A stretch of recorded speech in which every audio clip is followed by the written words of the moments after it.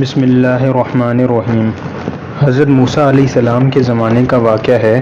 جب حضرت موسیٰ علیہ السلام خدا سے کلام کرنے پہاڑ پر جاتے تھے، ایک عورت جو کہ بے اولاد تھی، اس نے حضرت موسیٰ علیہ السلام کی خدمت میں حاضر ہو کر عرض کیا کہ اب جب خدا سے کلام کرنے جائیں تو پوچھنا کہ میری اولاد کب ہوگی۔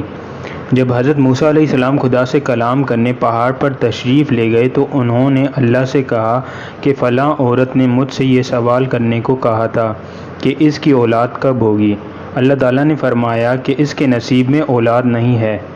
حضرت موسیٰ علیہ السلام نے یہ ساری بات آ کر اس عورت کو بتا دی۔ وہ عورت یہ سن کر مایوس ہو گئی۔ کچھ دن ہی گزرے تھے کہ ایک دن اس عورت کے گھر کے پاس سے ایک فقیر گزرا۔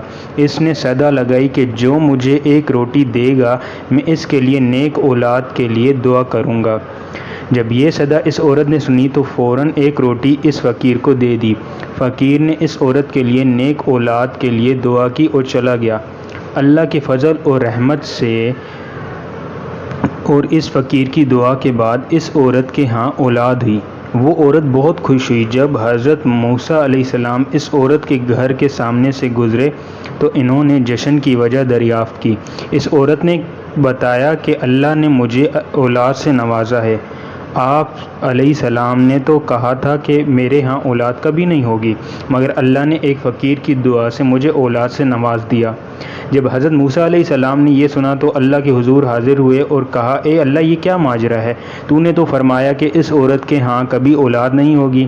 اس پر اللہ تعالیٰ نے فرمایا کہ اے موسیٰ، تو جا کر حلال گوشت کا ایک ٹکڑا لے آ، پھر میں تیرے سوال کا جواب دوں گا۔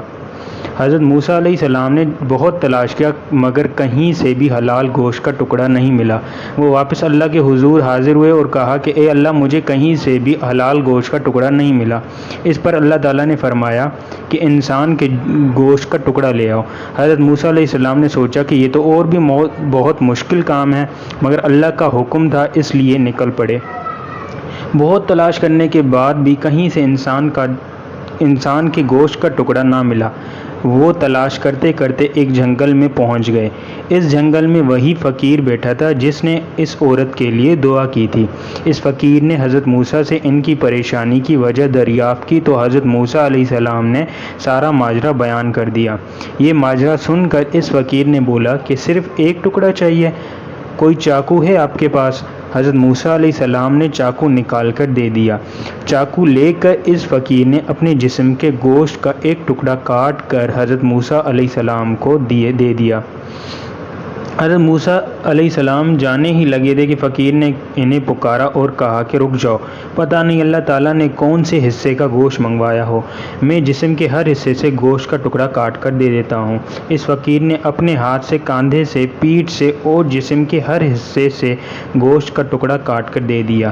حضرت موسیٰ علیہ السلام کے اللہ کے حضور حاضر ہوئے اور کہا کہ میں گوشت کے ٹکڑے لے آیا ہوں۔ اللہ نے فرمایا کس کے گوشت کے ٹکڑے ہیں؟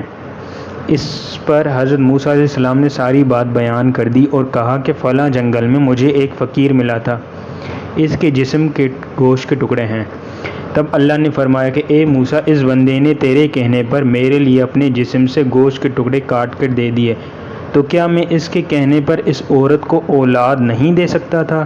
اے موسیٰ، گوشت تو تیرے جسم پر بھی تھا اور اس عورت کے لیے دعا بھی کر سکتا تھا، مگر تو نے نہیں کی۔ اس فقیر نے سچے دل سے دعا کی اور میں نے قبول کر لی۔ بے شک خدا اپنے نیک بندوں کو عزیز رکھتا ہے۔ جزاک اللہ۔